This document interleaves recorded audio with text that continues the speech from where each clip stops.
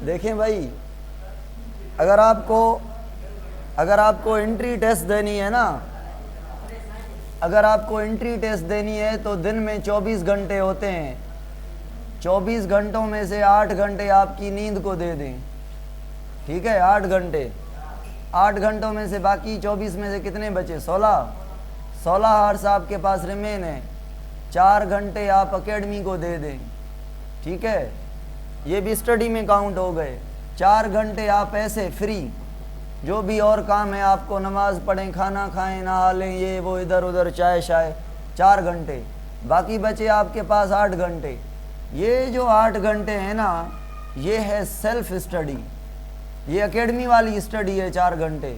अब इसमें से भी कहेंगे हाँ केड़ी गर्ल्स डे मोकलियामा केर चवे दो केड़ी आ छोकरी नथी नजर अचे? शीतल चवे थी, हाँ शीतल चवे थी, ठीक है। शीतल डे में मोकली आ सेंड नथी थे मुझे। शीतल कामरेड आ रही थी भाई। तो भाई अब ये तो टाइम आपका मसला है, जैसे मैनेज करें, मैंने ये तरीका बताया। मेन चीज़ ये है कि आप अगर स्टडी कर रहे हैं तो एक तो पहले पढ़ के आएँ, जब एंट्री में पढ़ें, सेल्फ स्टडी करें, एकेडमी पे पढ़ें, कहाँ पे भी पढ़ें, जो टॉपिक पढ़ना है वो पहले पढ़ें। पहले पढ़ के नहीं आते, क्लास में टीचर आगे भाग जाता है और स्टूडेंट पीछे रह जाता है, चीज़ें भी मिस हो जाती हैं और नॉलेज जो है टीचर की स्टूडेंट से ऊपर गुजर जाती है, क्योंकि वो उसकी नॉलेज से चल नहीं पाता। अगर आप घर से पढ़ के आएंगे ना तो टीचर बोलता जाएगा, आप कहते जाएंगे ओके ओके पढ़ा है, ये नोट करेंगे पॉइंट, बस 10 मिनट के बाद पॉइंट नोट करनी पड़ेगी। 10 मिनट के बाद एक और टीचर ने बात की, यार मैंने ये पढ़ा था सर ये कह रहा है, आपकी एनालिसिस पावर बढ़ेगी, इंटरप्रेटिंग पावर बढ़ेगी, आप थिंकिंग पावर आपकी बढ़ेगी, आप समझेंगे चीज़ों को अच्छे से, रट्टा नहीं मारेंगे। जब पहले आप फर्स्ट टाइम टीचर के पास पढ़ते हैं ना, घर से नहीं पढ़ के आते, तो आप सिर्फ सुनते हैं और रट्टा मारते हैं, समझ नहीं पाते चीज़ों को। जब ज़बरदस्ती टीचर समझाए तो भी चीज़ें उतनी समझ में नहीं आती। तो पहले पढ़ के आएँ, और अभी भी कोचिंग का भी यही तरीका है कि कोचिंग में पहले पढ़ के आएँ और अच्छे से पढ़ें। ये रूल्स और रेगुलेशन फॉलो करेंगे ना, चैप्टर पढ़ने के बाद टेस्ट में जो सिलेबस दिया गया हो वो कंप्लीट पढ़ें। ऐसा ना हो कि टेस्ट में 2 दिन है तो स्टडी स्टार्ट करें, पहले घूमते रहें, ऐसा भी नहीं करना। शादियां ये वो, उठना बैठा फ्रेंड्स के साथ, अभी आप सारी जो ऐसी एक्टिविटीज़ हैं वो बंद कर दें। हाँ, अगर बिल्कुल स्ट्रेस में जा रहे हैं, मज़ा नहीं आ रहा, तो थोड़ा बहुत एक वीक में 1-2 बार इधर उधर आउटिंग कर लें तो ठीक है, नहीं तो बस ठीक है। अच्छा फोकस करें, फोकस के बाद आपको रिवार्ड मिलेगा बहुत अच्छा। अब और एक बात और जो मुझे बतानी थी वो ये है कि अगर आप स्टडी करें चैप्टर कंप्लीट करके तो MCQs कलेक्ट करें।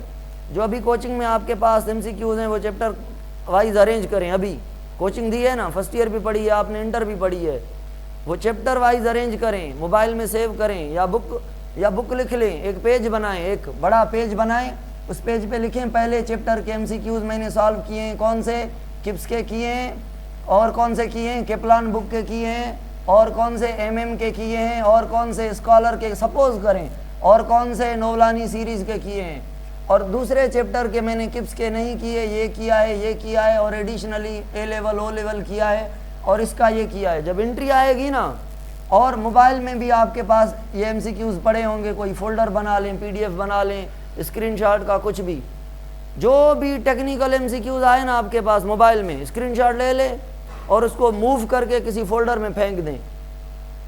जितने आप MCQs करते हैं वही आते हैं टेस्ट में, एंट्री टेस्ट में वही कुछ आता है जो आपने फर्स्ट ईयर में पढ़ा है, इंटर में पढ़ा है, एंट्री में पढ़ा है। मगर क्या होता है, ये सारे MCQs आपने उड़ा दिए, आपके पास रिटर्न नहीं है, अवेलेबल नहीं है, खोपड़ी में समझ लिया आपने रखे नहीं। जब एंट्री आएगी ना तो रिवीजन क्या करनी होती है, बच्चे क्या करते हैं एंट्री में, न्यू बुक उठा के पढ़ना स्टार्ट कर दें, हम प्रैक्टिस कर रहे हैं, टेंशन होती है, 10 MCQs नहीं होते, बाप रे मर गए, ये हो गया वो हो गया, नहीं हो पा रहा।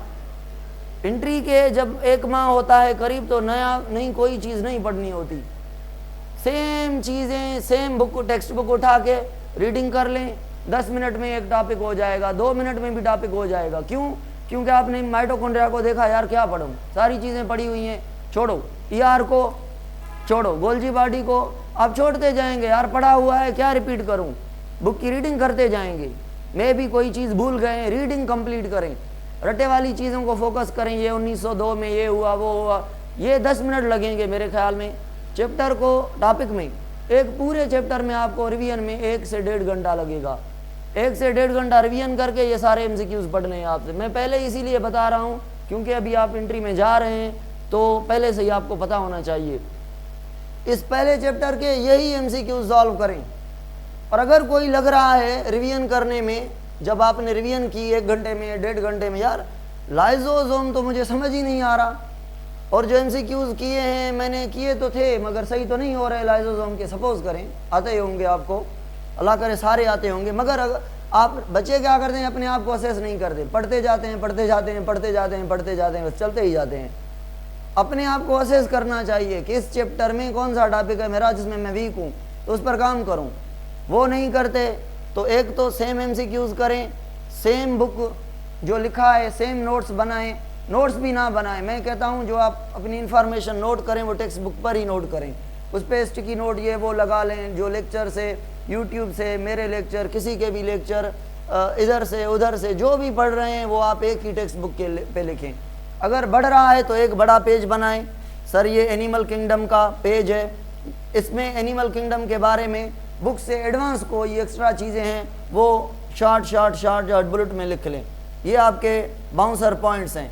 जब एनिमल किंगडम रिवाइज करें तो वो बुक वाला भी देख लें, और ये 1-2 बड़ा पेज जो है, बड़ा पेज जो मिलता है दस्ते वाला, उसको छाप दें, सारे को देख लें, भाई एनिमल किंगडम हो गया, MCQs हो गए।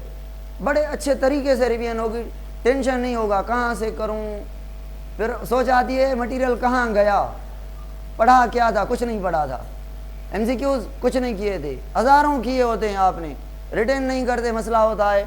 तो इन चीज़ों पे फोकस करना है, अच्छे से फोकस करना है। बाकी अभी स्टार्ट करते हैं आज का लेक्चर। आज का जो लेक्चर है वो है क्या, हमने पढ़ा था ग्रोथ एंड डेवलपमेंट चैप्टर को। एक सिंपल सी चीज़ है जो आपको मैं बुक में से दिखा दूं कि डेवलपमेंट में हमने पढ़ा था डेवलपमेंट के स्टेजेस। पहली स्टेज कौन सी थी, गैमेट का बनना। क्या कहा था गैमेट के बनने को, गैमेटोजेनेसिस। मेल में gametogenesis is called as spermatogenesis, और फीमेल में gametogenesis is called as oogenesis। और ये एग और स्पर्म बन के एग रिलीज होता है, एग रिलीज होके उसकी फर्टिलाइजेशन होती है। दूसरा स्टेप हो गया फर्टिलाइजेशन। तो फर्टिलाइजेशन कहाँ पे होती है, फर्टिलाइजेशन कैसे होती है, फर्टिलाइजेशन के रिजल्ट में क्या बनता है, सारा कुछ पढ़ा था। जायगोट बना, जायगोट में होती है क्लीवेज। क्लीवेज का पर्पज़ क्या था, सेल डिवीजन करना ओनली, या न्यूक्लियस की डिवीजन करना, या स्पेशली साइटोप्लाज्म के केमिकल को डिस्ट्रीब्यूट करना। एक्चुअली मैकेनिज्म ये है। तो क्लीवेज पढ़ा। क्लीवेज के बाद एक सेल से 2 क्लीवेज का ऐसा है, 2 से 4 क्लीवेज का ऐसा है। सेल डिवीजन को ही क्लीवेज कहा हमने, मगर ऐसी डिवीजन जिसमें साइटोप्लाज्म डिस्ट्रीब्यूट हो। और साइटोप्लाज्म की डिस्ट्रीब्यूशन की इंपॉर्टेंस हमने पढ़ी। क्या थी इंपॉर्टेंस क्या थी साइटोप्लाज्म, क्यों डिफरेंट सेल को डिफरेंट साइटोप्लाज्म का ऐसा मिल रहा था कि आगे चल के ये डिफरेंट जीन को स्विच ऑन करेंगे, डिफरेंट लेयर बनेंगी, एक तो एंडोमीजोडर्म, और उनसे डिफरेंट ऑर्गन बनेंगे। जो जीन हार्ट बनाने वाले सेल में स्विच ऑन होंगे वो लिवर में नहीं होंगे, लिवर बनाने वाले जीन स्विच ऑन वो कोई और होंगे, ठीक है ना। तो ये किस्सा था। ब्लड बनाने वाले जीन जो हैं वो स्विच ऑन होंगे, बोन मेरो में हमेशा के लिए स्विच ऑन है, काम करते रहते हैं। क्या ब्लड बनाने वाले हार्ट में स्विच ऑन है जीन, हार्ट में ब्लड बनाने वाले जीन स्विच ऑफ हैं, स्विच ऑफ हैं। क्या हार्ट में प्रेजेंट नहीं है, प्रेजेंट हैं, मगर कौन सी फॉर्म में है, स्विच ऑफ है। और ऑफ इट मीन्स हेट्रोक्रोमेटिन के फॉर्म में रिलेट करें क्रोमोसोम्स एंड डीएनए से। तो भाई ये कल पढ़ा था। अच्छा एक और चीज़ भी पढ़ी थी, कौन सी, कि क्लीवेज के बाद लेयर आती है मोरुला। मोरुला क्यों कहा हमने, मोरुला क्या था, कितने सेल थे मोरुला में, 8 से 16 सेल थे, और मोरुला सॉलिड मास था। मतलब स्पेस कोई नहीं थी, वैसे तो सेल लूजली अरेंज थे, सेल्स के बीच थोड़ी थोड़ी स्पेस थी, मगर ओवरऑल कैविटी कोई नहीं थी। और मोरुला के बाद स्टेज आई कौन सी? ब्लास्ट्यूला। ब्लास्ट्यूला को आज डिटेल से पढ़ेंगे, ब्लास्ट्यूला का इंट्रो लिया था। तो क्लीवेज को भी टाइप्स देखेंगे क्लीवेज के, और आज घुमाएंगे उड़ाएंगे सिलेबस को। अच्छा, ब्लास्ट्यूला के बाद क्या होता है? गैस्ट्रूला। गैस्ट्रूला में कितनी लेयर बनती हैं? 3। ब्लास्ट्यूला के कौन से लेयर से बनती हैं? एपिब्लास्ट से। हाइपोब्लास्ट नहीं बनाती, वो स्टॉक बनाती है। स्टॉक का किस्सा हमने समझा था। चलो भाई, now moving to the type of cytoplasmic distribution. Cleavage I mean cytoplasmic distribution. तो भाई क्लीवेज के 2 टाइप हैं। देखें देखें देखें, जल्दी देखें। देख रहे हैं, समझ रहे हैं, सुन रहे हैं? चलो, क्लीवेज, एक क्लीवेज को कहते हैं होलोब्लास्टिक। क्या कहते हैं? होलो ब्लास्टिक। दूसरी को कहते हैं मीरो ब्लास्टिक। होलो ब्लास्टिक, होलो मतलब कंप्लीट और मीरो मतलब इनकम्प्लीट। तो क्लीवेज के 2 टाइप हैं। अब देखें, सुने, गौर से सुने बॉयज। ये मैंने अंडा बनाया है और ये भी मैंने अंडा बनाया है। 2 अंडे बनाए हैं मैंने बड़े। अब ये मुर्गी का अंडा है, सपोज करें, मतलब ऐसा बड़ा अंडा है। मुर्गी के अंडे के अंदर क्या मैं कहूँ, यहाँ पे बच्चा पैदा होता है। और अगर मैं ह्यूमन की बात करूँ, फिश की बात करूँ, एम्फीबियन रेप्टाइल की बात, एम्फीबियन की बात करूँ, रेप्टाइल की नहीं, एम्फीबियन की बात करूँ, फिश की बात करूँ, इंसेक्ट की बात करूँ, क्या वहाँ पे जो बच्चा है वो कम्प्लीटली अंडे से बनता है? ह्यूमन में कहाँ पे बनता है बच्चा? बच्चा माँ के पेट के अंदर, यूटिरस के अंदर। क्या माँ और बच्चे के बीच कनेक्शन होता है? क्या बच्चे को सपोर्ट करने के लिए फूड माँ देती है प्लेसेंटा के थ्रू? तो बच्चा बनता है माँ के अंदर। इट मीन्स एग 100% बच्चे को सपोर्ट नहीं करता। हमारा एग बच्चे को फूड नहीं देता। बहुत सारे ऑर्गेनिज्म का नहीं देता, हमारा तो देता ही नहीं है। बहुत सारे ऑर्गेनिज्म का जो एग है वो बच्चे को नहीं बनाता। कुछ ऐसे एग होते हैं जिनमें 100% फूड होता है। कितना परसेंट? किसके लिए? बच्चे की डेवलपमेंट के लिए। तो जो अंडे में फूड वाला ऐसा होता है उसको क्या कहते हैं? यॉक। Yolk yolk yolk. तो भाई देखें देखें, ये मैं जो रेड कलर से बना रहा हूँ, ये जो मैं रेड कलर से बना रहा हूँ, ये सारे का सारा ये जो है ना, क्या है? यॉक। ठीक है, मतलब फूड फॉर बच्चे की ग्रोथ। अब ये मुर्गी से अंडा निकल आया है। अब इस अंडे में ये सारा यॉक मतलब क्या है? फूड है। यहाँ पे इस जगह पे एक छोटा सा एग है। एग कौन सा है? फर्टिलाइज्ड मतलब जायगोट। अगर ग्रोथ हुई है तो मोरुला, ब्लास्ट्यूला और क्या है ना। तो ये है क्या? जायगोट। कहीं बुक पे इसको साइटोप्लाज्म कहा गया है, कहीं इसको सेल कहा गया है, कहीं इसको एग कहा गया है, फर्टिलाइज्ड एग। तो एक होता है एग ये और ये स्पर्म। अब ये एग और ये एग दोनों में फर्क क्या है? ये एग ओनली गैमेट है, चलो फर्टिलाइज कर भी ले। अब इस जायगोट और इस जायगोट में क्या ये जो सारा बन गया, अब क्या बन गया फर्टिलाइजेशन के बाद?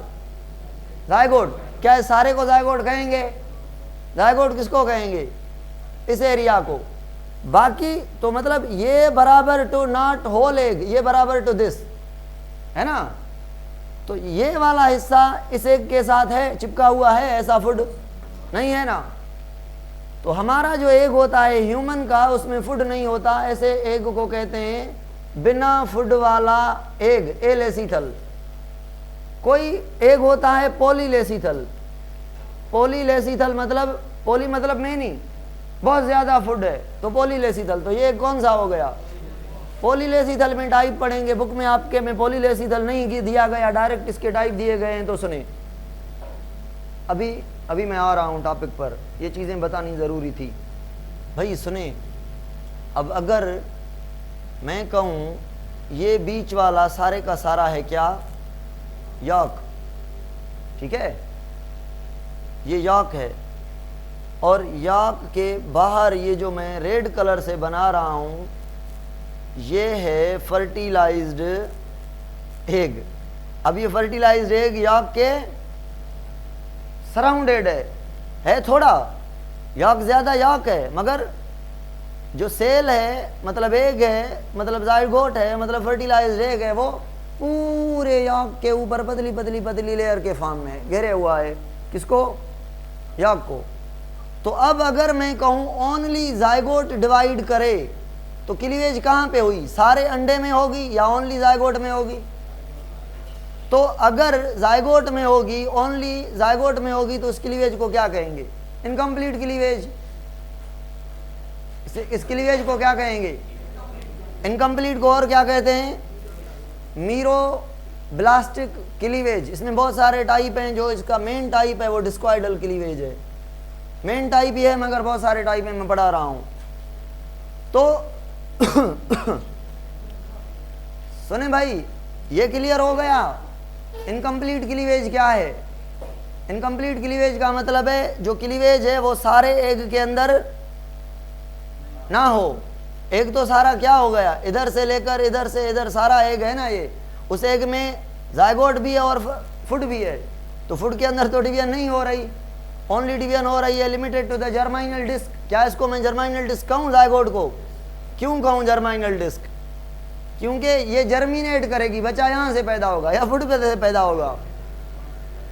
जाइगोट से बच्चा पैदा होगा। हाँ, ये फुट यूज होगा वहाँ पर, ठीक है ना।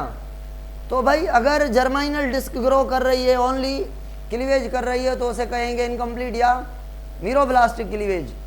अब ये अंडे, ये दोनों जो हैं ये होलोब्लास्टिक के एग्जाम्पल हैं या मीरोब्लास्टिक के? क्यों मीरोब्लास्टिक के? कि ये डिवाइड नहीं करेगा, ये डिवाइड ओनली डिवीजन क्लीवेज यहाँ पे होगी, ओनली डिवीजन यहाँ पे पेरीफेरी पे होगी, ठीक है। तो सारा अंडा डिवाइड नहीं करेगा। Incomplete cleavage meroblastic. अब इसके टाइप हैं, पहले तो एग के टाइप पढ़े ना। अब ये जो एग है ना, ये इसको कहते हैं टीलोलेसिथल, इसको कहते हैं सेंट्रोलेसिथल। कितने टाइप हो गए? अब जो ये मीरोब्लास्टिक क्लीवेज है दो तरह के अंडों में होगी। अंडे को पढ़ा रहा हूं, ये टाइप नहीं है क्लीवेज का, अभी अंडे का टाइप पढ़ा रहा हूं। एक अंडे को क्या कह रहे हैं? टीलोलेसिथल। एक को क्या कह रहे हैं? सेंट्रोलेसिथल। टीलोलेसिथल उसमें सारा याक भरा पड़ा है, ओनली एक चोटी पर एक जगह पे थोड़ी जगह पे वो जाइगोट है, टीलोलेसिथल। और सेंट्रोलेसिथल सेंटर पे सारा याक है और पेरीफेरी में क्या है? वो जाइगोट है। मगर जाइगोट यहाँ पे भी थोड़ा है, यहाँ पे भी थोड़ा है, यहाँ पे एक जगह पे है, यहाँ पे अराउंड है, पेरीफेरी पे है, पतला है। तो सेंट्रोलेसिथल और टीलोलेसिथल, अब इसमें जो क्लीवेज होगी वो कौन सी होगी? सेंट्रो और टीलोलेसिथल एग में हमेशा मीरो। अगर मैं कहूँ एक अंडा है जिसको कहते हैं आइसोलेसिथल और दूसरे को कहते हैं मीजोलेसिथल। मीजोलेसिथल का मतलब है इसमें फुड थोड़ा है, मीजो मॉडरेट थोड़ा, और आइसो का मतलब है बिल्कुल थोड़ा है। इसमें जो एग है उसके अंदर जो फुड है वो इक्वली डिस्ट्रीब्यूटेड है। मतलब इक्वली मतलब एक तो छोटा होता है ना, और अगर फुड भी उतना एग जितना तो थोड़ा हो गया, तो बिल्कुल इसमें थोड़ा फुड होता है, इसीलिए इसको आइसोलेसिथल एग। यहाँ पे भी फुड कम है, यहाँ पे भी कम है, मगर यहाँ पे ज़्यादा कम है, यहाँ पे मॉडरेट है। ठीक हो गया। तो अब बताएं यहाँ पे जो क्लीवेज होगी वो कौन सी हो सकती है? होलोब्लास्टिक हो सकती है या मीरोब्लास्टिक हो सकती है? क्यों होलोब्लास्टिक? क्योंकि फुड थोड़ा है। फुड थोड़ा है तो तकरीबन ग्रोथ हो जाएगी, ग्रोथ में सारे का सारा एग बढ़ जाएगा, ठीक है। फुड वाला ऐसा थोड़ा होगा। अभी आते हैं आपके बुक पर, देखें ये स्ट्रक्चर, एक है होलोब्लास्टिक क्लीवेज और दूसरी है, कहाँ गया मीरोब्लास्टिक, कहाँ गया मीरोब्लास्टिक क्लीवेज। ये मीरोब्लास्टिक क्लीवेज और ये होलोब्लास्टिक। होलोब्लास्टिक कौन से एग में होगी? आइसोलेसिथल और मीजोलेसिथल एग में। अब आइसोलेसीथल में टाइप हैं रेडियल, स्पाइरल, बायलेटरल, रोटेशनल। ये तो एक के डिवाइड होने के तरीके हैं, मसला ही नहीं है। ये क्लीवेज के ये टाइप हैं। मेन टाइप है होलोब्लास्टिक और मीरो। मीरो होलो के अंदर भी टाइप है, मीरो के अंदर भी टाइप है। अच्छा, मीरोब्लास्टिक कौन से एग में होगी? एक टीलोलेसीथल में और दूसरा सेंट्रोलेसीथल में। सेंट्रोलेसीथल किसको कहा? सेंट्रोलेसीथल ये एग है। अब इसमें ये बीच वाला क्या होगा? याक होगा। और ये सराउंडेड, ये पेरीफेरी में सही नहीं इसने बनाया, ये तो मैं उसका बना रहा हूँ। ये है, ये वाला है, मगर ऐसे ही होगा। बीच में सारा याक होगा और ऊपर से क्या होगा? वो जायगोट होगा सेंट्रोलेसीथल में। ये पिक्चर उसकी है, कंफ्यूज ना हो जाएं, ठीक है? मैंने बनाई थी उधर, वही बात है। चलो भाई, अब क्या पढ़ना है? अब एक के टाइप हो गए, क्लीवेज के दो मेन टाइप हो गए। होलोब्लास्टिक के टाइप पढ़ा रहा हूँ अब। होलोब्लास्टिक कौन से एग में होगी? या आइसो में होगी या मीजो में होगी। अब आइसो में रेडियल, रेडियल का मतलब क्या है? रेडियल का मतलब है क्या है? अगर वो ले लें, हाइड्रा ले लें, हाइड्रा, इधर से काटें, इधर से, इधर से, इधर से, more than one plane, cut जाएगी ना 2 हिस्सों में। तो ऐसे ही अगर क्लीवेज हो रही है, जिस भी डायरेक्शन से काटें, 2 इक्वल पार्ट्स में डिवाइड हो जाए तो रेडियल। मतलब सेल ऐसा इक्वली डिवाइड करेंगे ऑल डायरेक्शन में। बस जो जायगोट है वो डिवाइड करेगा इधर भी, उधर भी, उधर भी, उधर भी। काटेंगे आप मेनी डायरेक्शन से, तो यहाँ से काट लें तभी 2 इक्वल पार्ट्स, यहाँ से काटें तो भी 2 इक्वल पार्ट्स, यहाँ से काटें 2 इक्वल पार्ट्स, इधर से काटें 2 इक्वल पार्ट्स।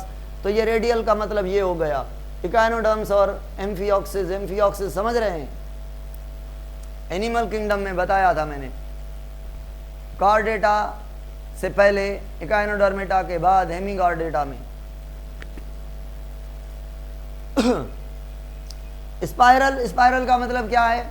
ये जो जायगोट है डिवाइड कैसे करता जाएगा? डिवाइड करता जाएगा, राउंडेड सेल बनते जाएंगे, गोल। जो ग्रोथ होगी उसमें एक से एक, दूसरा, दूसरा, तीसरा रिंग बनाते जाएंगे सेल। स्पाइरल क्लीवेज है। और उसके बाद बायलेटरल का मतलब क्या है?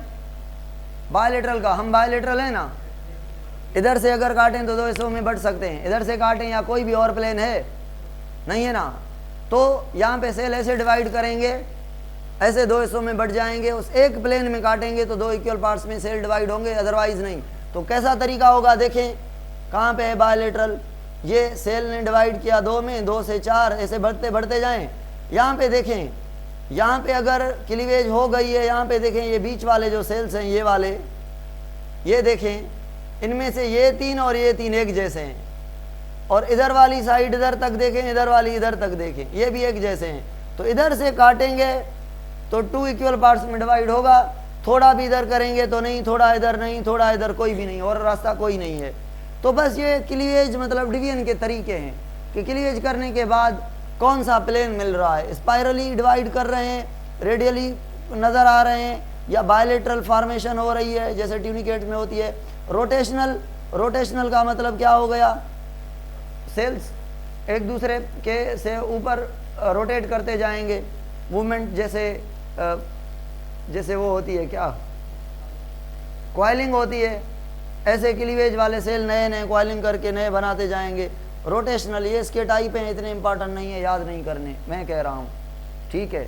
ये पता है, बुक की पढ़ा है, बुक की किसी की चोरी करके लग रही है ये ओरिजिनल बुक की, ये बुक में है, तो ये चोरी करके इन्होंने रखी है और इसके बारे में कुछ बताया इधर उधर नहीं है इतना ख़ास, मगर ठीक है, चलो चलेगा। अब मीरोब्लास्टिक में रेडियल, मीरोब्लास्टिक में रेडियल, रेडियल का मतलब क्लियर है। अच्छा, होलोब्लास्टिक में एक कौन सा था? टीलोलेसीथल और सेंट्रोलेसीथल। टीलोलेसीथल में बायलेटरल होती है और डिस्क्वाइडल होती है। डिस्क्वाइडल और बायलेटरल में फ़र्क, बायलेटरल तो वही है ना, वैसे ही होगी ना, ऐसे डिवीजन होगी जैसे क्लीवेज होने के बाद सेल्स 2 इक्वल पार्ट्स में डिवाइड होंगे, ये बायलेटरल ऐसे डिवीजन होगी। अच्छा, इस बायलेटरल और इस बायलेटरल में फ़र्क होगा?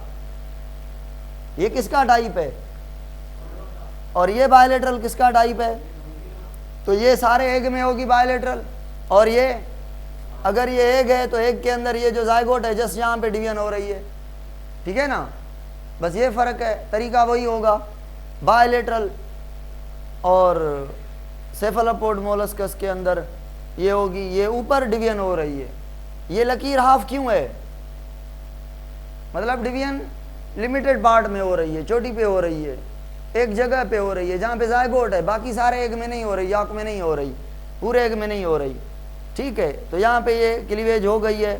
बायलेटरल इधर से काटेंगे तो दो equal parts. Irregular cell divided हैं मगर फिर भी बायलेटरल है।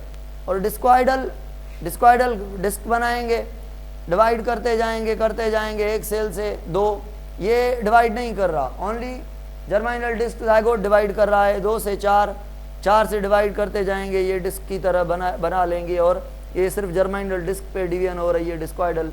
बाकी जो है नीचे वाली जो टाइप है सेंट्रोलेसीथल, वहाँ पे सिंपल कॉन्सेप्ट है। देखें सेंट्रोलेसीथल में क्या होगा, इधर डिवीजन होगी बीच में, क्यों नहीं होगी बीच में डिवीजन? बीच में याक है। पेरीफेरी पे होगी डिवीजन, पेरीफेरी पे डिवीजन होगी। अच्छा मुझे एक और बात बताएं कि अगर डिवीजन होगी, एक बात, जो क्लीवेज है ना, ग्रोथ है ना, मतलब सेल डिवीजन है ना, सॉरी सेल डिवीजन है ना, ग्रोथ नहीं है। सेल का नंबर तो बढ़ रहा है ना, सेल का नंबर बढ़ रहा है। सवाल आया था 2 साल पहले कि एग फर्टिलाइज करने के बाद जब डिवाइड करता है, मोरुला की तरफ जाता है, तो साइज इंक्रीज होती है, डिक्रीज होती है, सेम रहती है, और कोई ऐसा ऑप्शन था? तो यहाँ पे जो जाइगोट है ना, वो देखें ग्रे क्रेसेंट की साइटोप्लाज्मिक डिस्ट्रीब्यूशन को, साइटोप्लाज्म डबल हो रहा है नहीं ना, तो साइज नहीं बढ़ रही, साइज सेम है, साइज बढ़ती। उल्टा फर्टिलाइजेशन से एक की कुछ साइज थोड़ी बहुत डिक्रीज होती है। तो एक बहुत बड़ा सेल होता है, उससे जो 2 सेल बनते हैं बिल्कुल उसके हाफ साइज के होते हैं, उसके से 2 से जो 4 बनते हैं उनके हाफ के साइज के होते हैं, साइज नहीं बढ़ती, मतलब ग्रोथ ज़्यादा नहीं होती इस पे। एक और बात, बढ़ेगा कौन कम कौन होगा? ये अगर डिवीजन हो रही है डिस्क में जायगोट में, तो जायगोट की साइज आगे चल के नंबर जायगोट के सेल्स का क्लीवेज के बाद, मोरुला के बाद, ब्लास्टुला के बाद तो बढ़ेगा ना, बढ़ेगा। मगर याक क्या हो जाएगा? बढ़ता जाएगा, कम होता जाएगा। कम क्यों होता जाएगा? यूज अप होता जाएगा। सही है। तो ये जो अंदर ये आ गए हैं ब्लैक कलर के डॉट इसने बनाए हैं, ये क्या हैं? ये जो सेल्स हैं ना, वो डिवाइड कर के वो ख़त्म कर दिया है इन्होंने याक, और सारा area occupied by the cell. ठीक है, सेल्स ने एरिया ऑक्यूपाई कर दिया है। क्लीवेज के ये टाइप थे। अब टीलोलेसीथल एक क्या है, सेंट्रोलेसीथल क्या है, आइसोलेसीथल क्या है? Small amount of yolk evenly distributed होगा throughout the egg cytoplasm. ठीक है, मोरुला को पढ़ा था, एंड ब्लास्टुला से हम आज स्टार्ट करेंगे। ब्लास्टुला से, ये ब्लास्टुला है, ब्लास्टुला को हमने पढ़ा था, वहां तक मैं लेके चलता हूं जहां तक हमने पढ़ा था।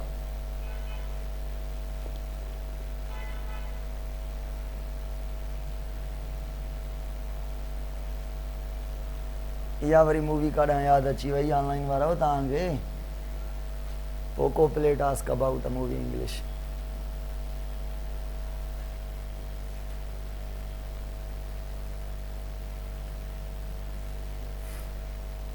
हाँ भाई, मोरुला बॉयज मूंखे तो ॿुधायो, वो छोकरो ऑनलाइन वाले भी बताएं कि भाई ये है स्पर्म और ये है एग, दोनों ने मिलके क्या बनाया? जायगोट।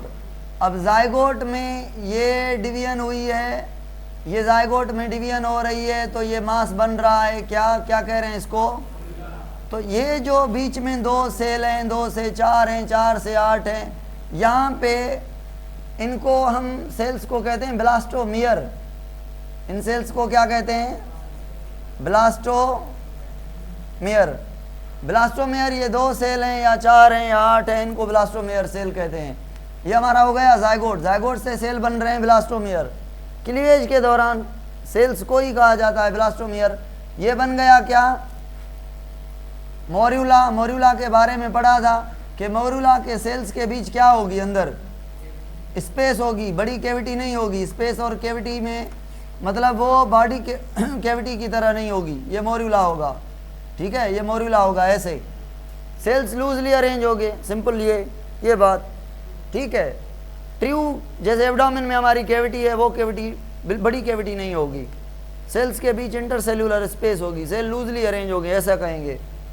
अब मोर्यूला के बाद कौन सी स्टेज आती है? ब्लास्ट्यूला। अब स्टार्ट कर रहे हैं आज वाला हिस्सा। सारा टाइम क्लीवेज नहीं पड़ी थी ना थोड़ी, इसीलिए चला गया। सुने यार, गौर सां ॿुधो छोकराओ, इनमें 2-3 ॻाल्हियूं कम समझ हुआ। अब देखें, ये जो मोर्यूला के सेल्स हैं, ये मोर्यूला के सेल्स ब्लास्ट्यूला कैसे बनाएंगे? ऑर्गेनाइज होंगे लेयर्स में, बस ये सेल ऑर्गेनाइज होंगे, मिलके 2 लेयर बनाएंगे। 2 लेयर वाली स्टेज को हम कहेंगे, जब ऑर्गेनाइज होंगे ये बाहर वाले सेल्स आपस में मिल के ये एक लेयर बना लेंगे, ठीक है, ये क्लोज आ जाएंगे। और ये बीच वाले जो सेल्स हैं ये भी एक जगह मिल जाएंगे, एक जगह मिल जाएंगे, इधर अक्यूमुलेट हो जाएंगे, एक जगह पे हो जाएंगे, ठीक है। तो कुछ एरिया जो है वो, कुछ एरिया जो है इसका ये ऐसे खाली हो जाएगा। तो ये है, अब बन रहा है ब्लास्ट्यूला, अभी बना नहीं, बन रहा है। अब इसमें एक लेयर ये बन गई है बाहर वाले सेल्स की, ठीक है, और कुछ सेल्स बीच में हैं, कुछ सेल्स बीच में हैं। तो इनको हमने कल नाम दिया था, बाहर वाले को क्या नाम दिया था? क्या? ट्रोफोब्लास्ट। ट्रोफोब्लास्ट, अंदर वालों को एम्ब्रियोब्लास्ट। अभी ब्लास्टूला नहीं बना ना, अभी पेंडिंग में है ना। जब बन जाएगा तो बाहर वाली को क्या कहेंगे? एपीब्लास्ट, और अंदर वाली को हाइपोब्लास्ट। तो देखें, ये जो सेल्स हैं इनको क्या कहा जाता है? ट्रोफोब्लास्ट। और जो अंदर वाले सेल्स हैं, इनर जो सेल्स का ये मास है, इनर मास सेल, या इनको कहा जाता है कौन सा? एम्ब्रियोब्लास्ट। तो ऑर्गेनाइज हुए हैं, पहले डायरेक्ट 2 लेयर नहीं बनी, एक बार लेयर बनी है जिसको हम ट्रोफोब्लास्ट लेयर कह रहे हैं, दूसरा अंदर पे मास बना है। अब ये जो अंदर पे मास बना है एम्ब्रियोब्लास्ट, इससे आगे चल के 2 लेयर बनेगी, एम्ब्रियोब्लास्ट से आगे चल के 2 लेयर बनेंगी। और देखें भाई, ये हमारा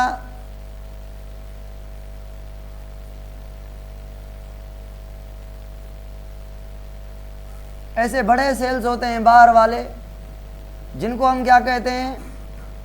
बाहर वाले सेल्स को क्या कहेंगे? ट्रोफोब्लास्ट।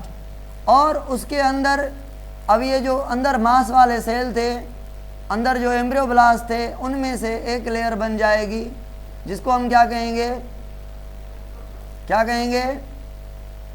एक लेयर बन जाएगी एपीब्लास्ट, और एक दूसरी लेयर बन जाएगी उसके नीचे, उसको कहेंगे हाइपोब्लास्ट। ये गोल है ना, बाल की तरह कटा हुआ है, तभी ऐसे नज़र आ रहा है। तो ये भी स्ट्रक्चर फुल गोल है, ये भी गोल है, दोनों लेयर।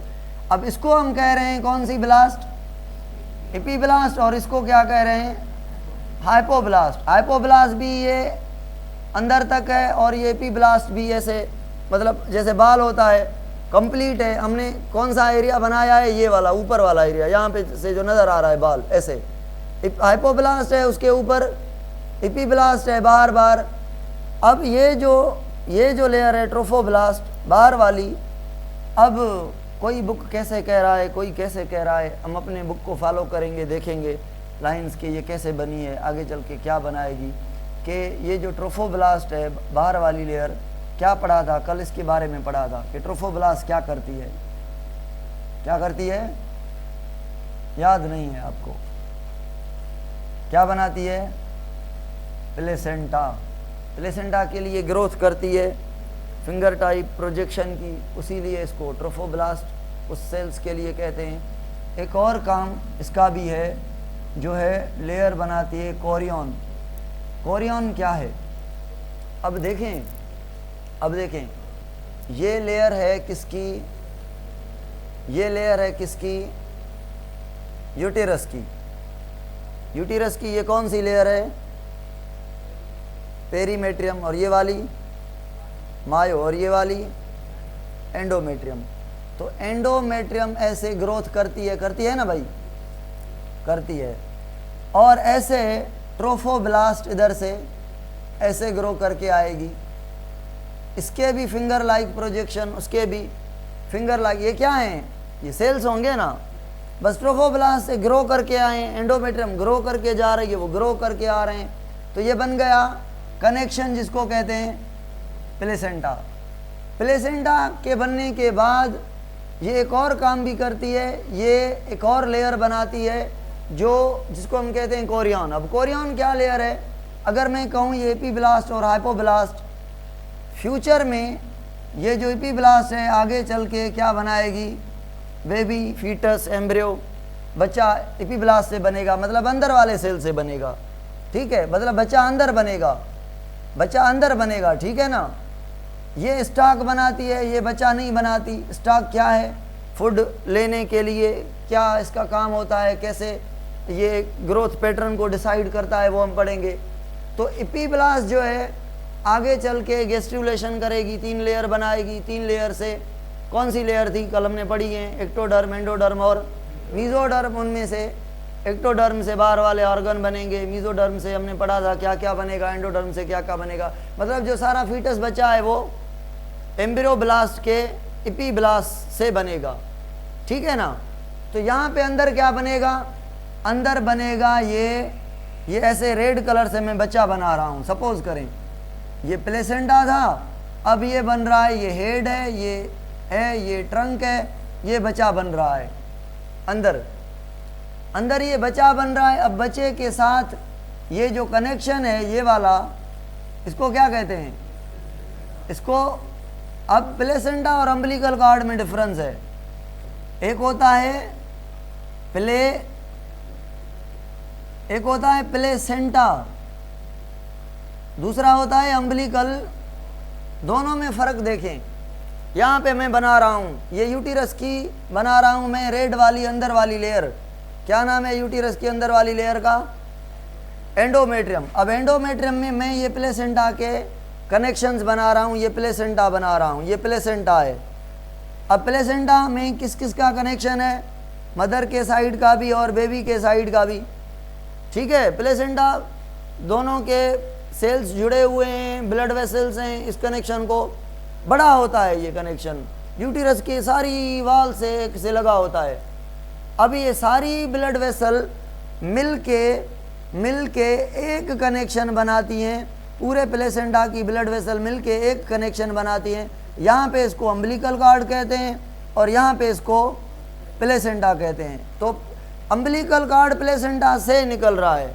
जो एक्चुअल कनेक्शन तो ये है ना, अटैचमेंट तो ये प्लेसेंटा है ना। अम्बिलिकल कॉर्ड तो ट्रांसपोर्ट करने के लिए, एक्सचेंज करने के लिए प्लेसेंटा से निकला हुआ है। तो अम्बिलिकल कॉर्ड है ये। और अम्बिलिकल कॉर्ड कहाँ पे लगा हुआ है? बच्चे के पेट के अंदर। अब पेट के अंदर बच्चे को अगर किसी ब्लैक मार्कर से बनाऊँ, ये बच्चा बना रहा हूँ। अब यहाँ पे इसका जो ट्रंक है, ये उसकी नीचे वाली साइड पे मुंडी है बच्चे की, और ये टांगे हैं। अब ये क्या हो गया? Umbilical cord. और ये क्या हो गया?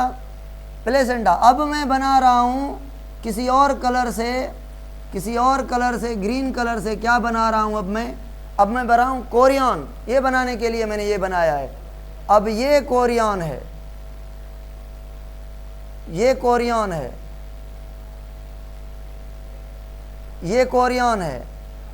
अब कोरियन जो है वो बाहर लेयर है, बाहर लेयर है जिसके अंदर बेबी है। अच्छा, डायरेक्ट इसके अंदर नहीं, इसके अंदर एक और भी लेयर है। कोरियन के अंदर एक और भी लेयर है। उस दूसरी लेयर का नाम है अमनियन। क्या नाम है?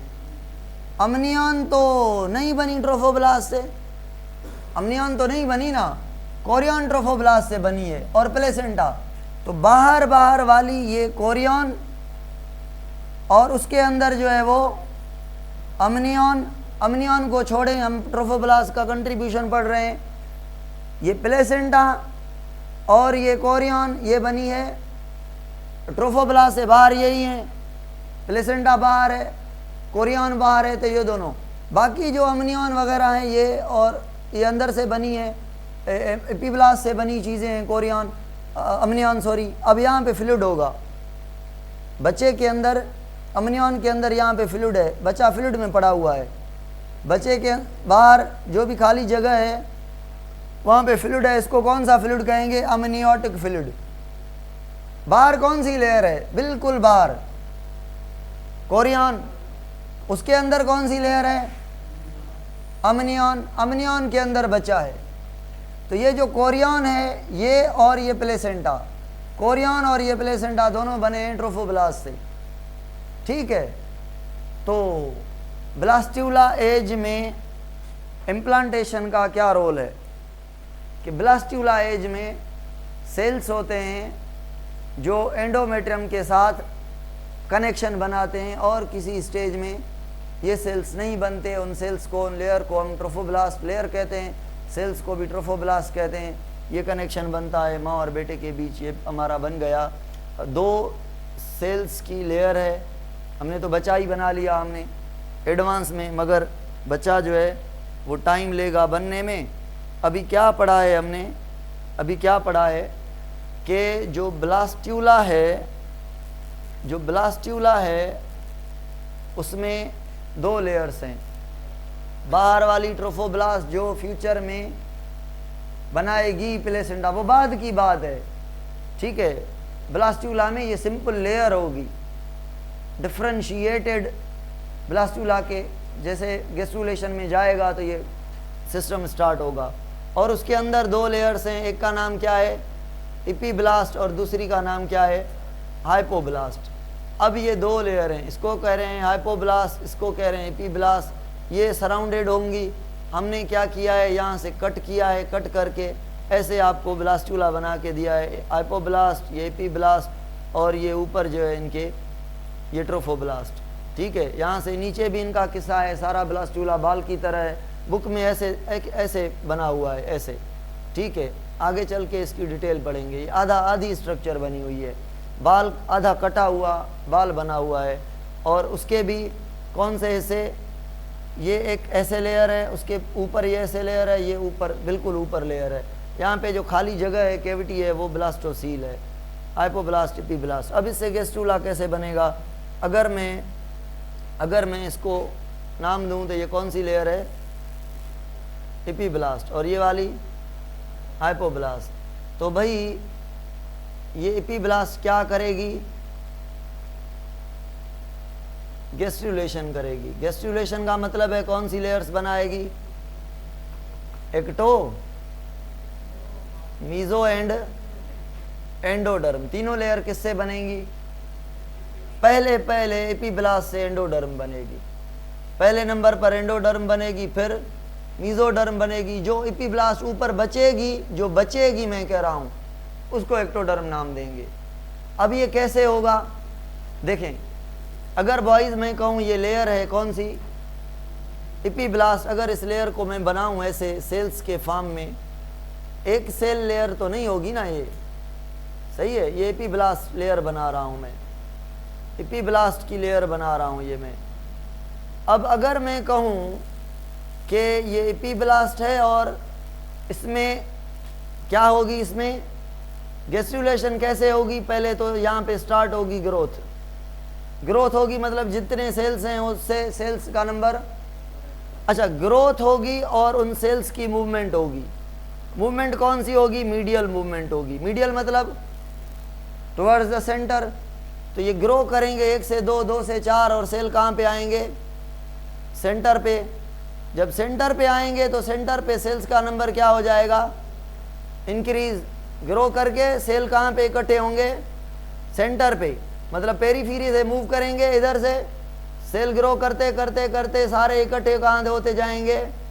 सेंटर पे। सेंटर पे जब वजन पड़ जाएगा, भारी हो जाएगा सेंटर, ये देखें भारी हो गया।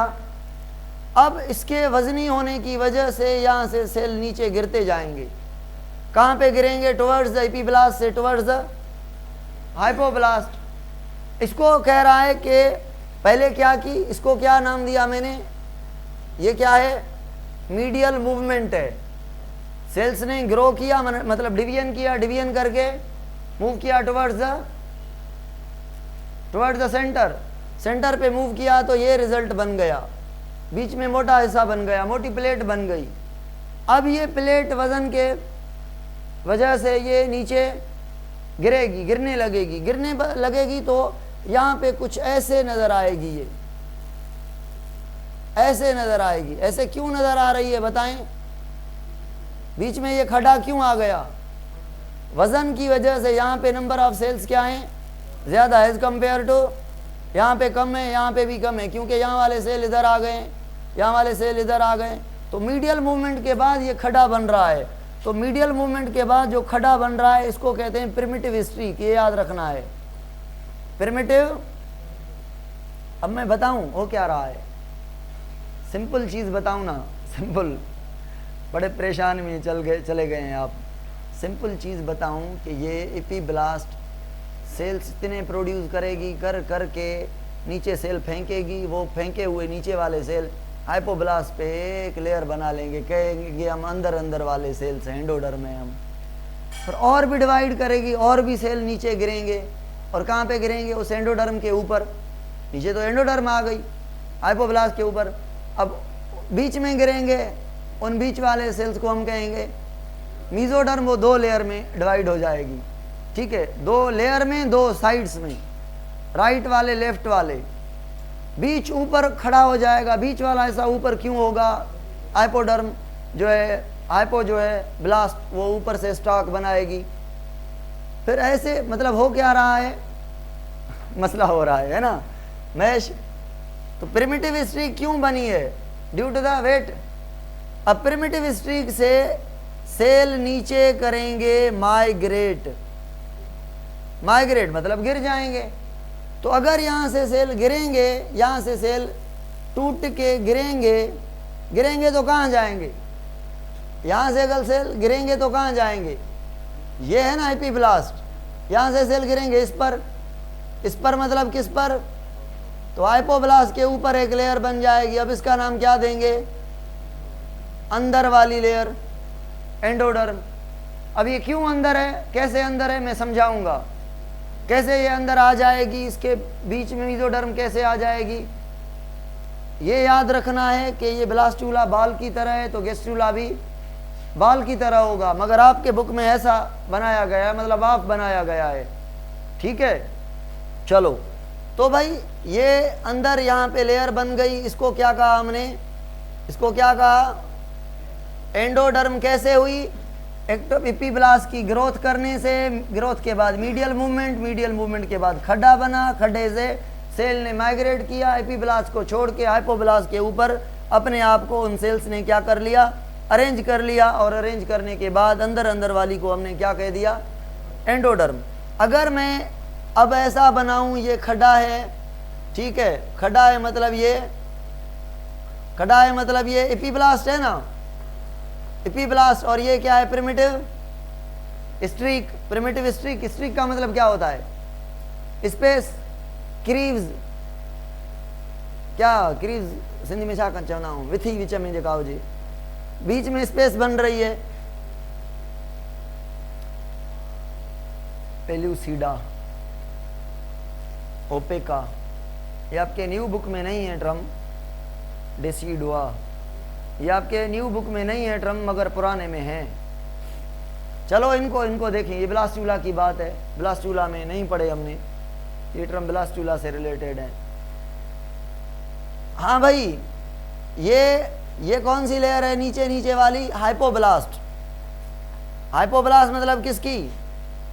ब्लास्टुला। ये भी एपीब्लास्ट किसकी? ये दोनों मैंने ब्लास्टुला की लेयर बनाई है।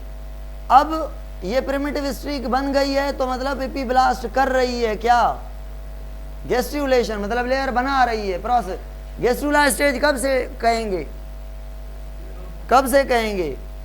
ग्रोथ से। जब एपीब्लास्ट गेस्ट्रुला के लिए ग्रोथ स्टार्ट करे, फिर मीडियल मूवमेंट करेगी, फिर खड्डा बन जाएगा, खड्डे से सेल गिरेंगे तो जाके अंदर जाके लेयर बनाएंगे। और लेयर कहाँ पे बनाएंगे?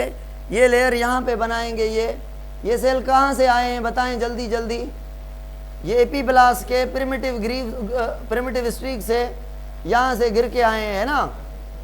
तो ये बन गई हाइपोब्लास्ट के ऊपर अंदर वाली लेयर। अब और भी सेल गिरेंगे और भी गिरेंगे, कुछ इधर से अरेंज होते जाएंगे इस साइड, ठीक है, कुछ इधर से अरेंज होते जाएंगे ऐसे इस साइड। तो ये जो सेल बीच में अरेंज हुए हैं ये एपीब्लास्ट और ये बीच वाले सेल। अब ये एक एंडोडर्म एक ही लेयर है, देखें एक ही लेयर है, मगर मीजोडर्म दो हिस्सों में बटी हुई है। और ये जो ऊपर है ना ये यहाँ से ऊपर उठ जाता है, क्योंकि ये हाइपोब्लास्ट जो है ये ऐसे फोल्ड बना के स्टॉक बनाता है। स्टॉक बनाता है तो बीच वाला ऐसा थोड़ा ऊपर से एपीब्लास्ट नीचे खड्डा बनाया है उसने, हाइपोब्लास्ट ने नीचे से ऊपर थोड़ा सपोर्ट किया है, स्टॉक बनाया है। तो एंडोडर्म भी यहाँ से थोड़ी उठी हुई होगी, इसीलिए ये मीजोडर्म में यहाँ से नीचे गिरी हुई है। ये मीजोडर्म कहाँ जाएगी? गोल घूम के आएगी। क्यों गोल क्यों घूम के आएगी? क्योंकि ये गोल है, समझ आ रही है? हम इतना पढ़ रहे हैं, यहाँ पे पढ़ रहे हैं, मगर ये गोल है, दुनिया गोल है यार। ये जो टॉपिक आ ना मना थोड़ो समझण में टेक्निकल आहे, तो थोड़ो जोरी समझो इन्हीं के। सपोज कयो, हाँ भाई मैं सिंपल से रिपीट कर रहा हूँ, एंडोडर्म का किस्सा ठीक है, बन गई, माइग्रेशन अभी भी हो रही है। अब ये बीच वाली दो लेयर्स बन गई, इन दोनों को हम मीजोडर्म कह रहे हैं। इनको नाम देंगे सोमेटोपिलोर, स्प्लेक्नोपिलोर, इसके बड़े नाम हैं, ठीक है, इसको डिटेल में पढ़ेंगे मीजोडर्म को। इतना समझ लें ये बीच वाले सेल्स, ये जो जिसको मैं अभी बिलीव कर रहा हूँ, ये वाले ये कौन से सेल्स हैं? ये माइग्रेटेड सेल्स हैं। क्या पहले ऐसे लेयर में गिरे हैं? लेयर बन के गिरी है, एक एक सेल होके गिरा है, फिर उन सेल्स ने अपने आप को लेयर्स में अरेंज किया, एक भी नहीं दो लेयर में अरेंज कर लिया है। इन दोनों को हम नाम दे रहे हैं कौन सी? Dermis, meso. पता है कुछ ऐसे सेल हैं मीजोडर्म के जो यहाँ पे इकट्ठे हो गए हैं, जो ना उधर गए हैं ना इधर गए हैं। तो ये लेटरल मीजोडर्म है, ये सेंट्रल मीजोडर्म है। इसको आगे आप चल के कहेंगे नोटोकार्ड। नोटोकार्ड यहाँ से बनेगा, नोटोकार्ड समझ रहे हैं? नोटोकार्ड से स्पाइनल कार्ड नहीं, बैकबोन, वर्टिब्रल कॉलम बनेगा यहाँ पे, वर्टिब्रल कॉलम। ये कैसा होगा? ये बाल की तरह होगा या लाठी की तरह होगा?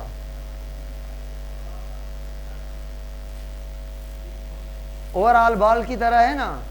तो ये ओनली यहाँ पे तो नहीं है ना, प्रिमिटिव स्ट्रीक कहाँ पे?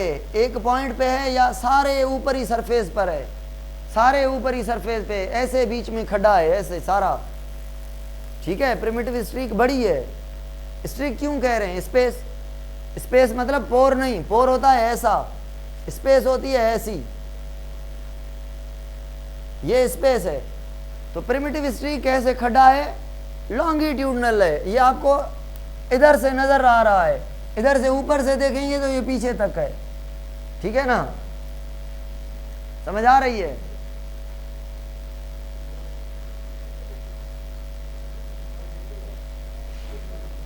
सपोज करें ये बाल है, तो ये इसकी एक लाइन होगी या इसके पीछे भी सेल्स होंगे। तो भाई ये एपीब्लास्ट मैंने अब बना दी, अभी एपीब्लास्ट बन गई। अब पहले एपीब्लास्ट को ऐसे एक लेयर में बनाया था, अभी एपीब्लास्ट को कहा मैंने ये पीछे भी है एपीब्लास्ट है, ये सारी एपीब्लास्ट है, ठीक है। ऐसे यार ये नजर आ रही थी ना आपको ऐसे, अगर मैं इसको ऐसे उल्टा करूं तो अभी नजर आ रही नहीं यार, ये तो पीछे भी है एपीब्लास्ट। आपको मैं कैसे दिखा रहा था? ऐसे, ये साइड देख रहे थे आप, अभी ऐसे देखें,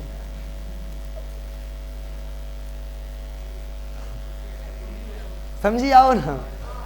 तो यहाँ पे सारी ये प्रिमिटिव स्ट्रीक है, यहाँ पे खड्डा है, तो यहाँ से सारे सेल इधर से, नॉट ओनली इधर से सारे सेल कहाँ पे मूव करके गए हैं? बीच में। तो ये सारा ये लाइन में खड्डा है, जिसको आप क्या कह रहे हैं? हेंसन नोड भी पढ़ाऊंगा, मगर उसका लेना देना यहाँ पे नहीं है। आगे चल के बताऊंगा कि यहाँ पे हेंसन नोड भी बना था, वो क्या है सुने।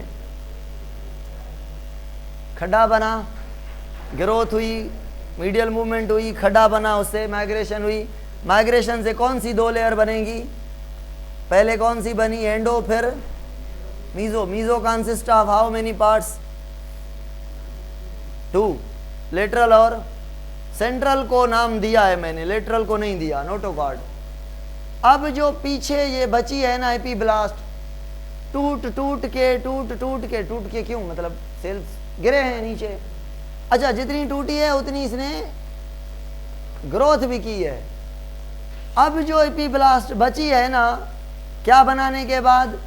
एंडोडर्म और मीजोडर्म बनाने के बाद जो एपीब्लास्ट बची है, इसको अब देंगे नाम एक्टोडर्म। अब ये जो एक्टोडर्म है, ये क्या करेगी? गौर से सुने। अभी ये फिर से यहाँ पे ग्रोथ स्टार्ट करेगी, मगर अब इरादा और है। यहाँ पे सेल्स है ना, यहाँ पे सारी क्या किसकी बनी हुई है? सेल्स हैं, ये हजारों लाखों करोड़ों। अब ये जो यहाँ वाले सेल्स हैं, इधर से इधर तक, ये एपीब्लास्ट के ये वाले सेल्स इधर से इधर तक, अब एपीब्लास्ट नहीं है, सॉरी, क्या है? अब नाम चेंज कर दिया है इसको।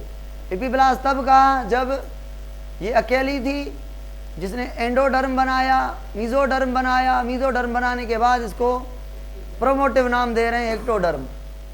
अब ये वैसे ही ग्रो करेगी।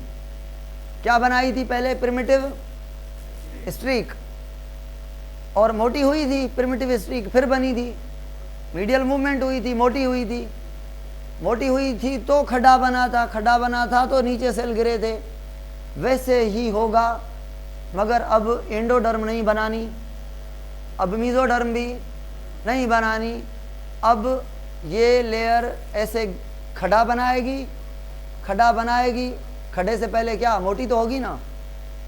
मोटी एरिया को यहाँ से यहाँ तक, ये जो मोटी एरिया है, थोड़ा और मोटा कर लें इसको, ठीक है? ये मोटी एरिया, इसको कहते हैं न्यूरॉन बनाने की प्लेट, न्यूरल प्लेट।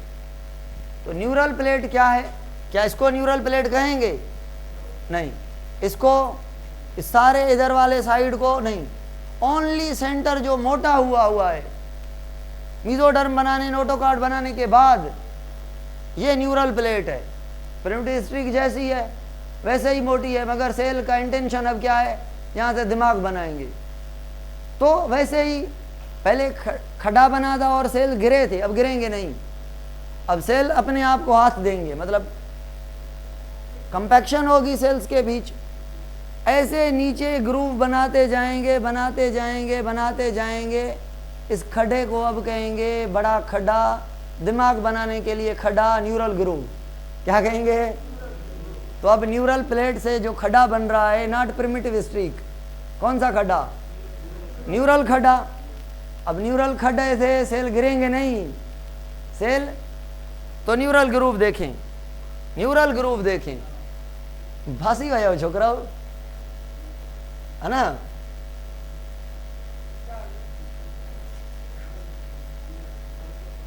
ये यहां से ये ऐसा क्या है? Neural groove.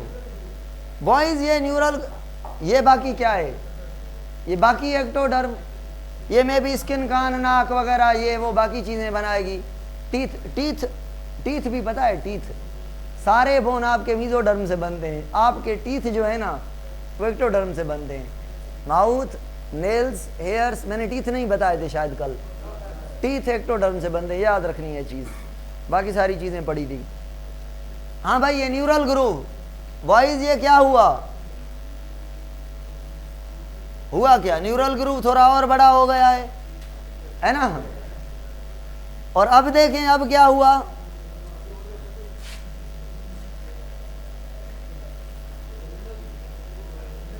ये छोटा इसलिए बना रहा हूं, जगह नहीं है। ये आपस में मेम्ब्रेन मिल जाएंगी और ये रिंग की तरह बन जाएगा, ऐसे। तो ये कहलाएगा, ये जो रिंग की तरह बन गया, इसको कहेंगे न्यूरल ट्यूब। अब मुझे बताएं, ये भी बाल की तरह है या लाठी की तरह है? फिर भी बाल कह रहे हैं यार। ये प्लेट इतनी है, छोटी है, ये एक्टोडर्म एक लाइन है या इसके पीछे भी है? यार पीछे भी है तो ये सारी बनी है ना, है ना? तो सुभाणे समझाई न मां ठाहे छॾियोसि। अॼु तव्हां मूड में न आहियो।